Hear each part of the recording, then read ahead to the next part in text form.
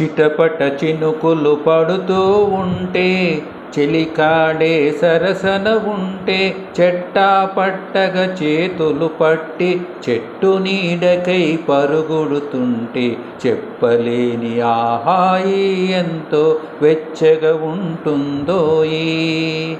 చెప్పలేని హాయి ఎంతో వెచ్చగా ఉంటుందోయి. ఉరుములు పెల ఉరుముతూ ఉంటే, మెరుపులు తల మెరుస్తూ ఉంటే, మెరుపులు వెలుగులో చెలి కన్నులలో బిత్తరు చూపులు కనబడుతుంటే, చెప్పలేని హాయి ఎంతో వెచ్చగా ఉంటుందోయి.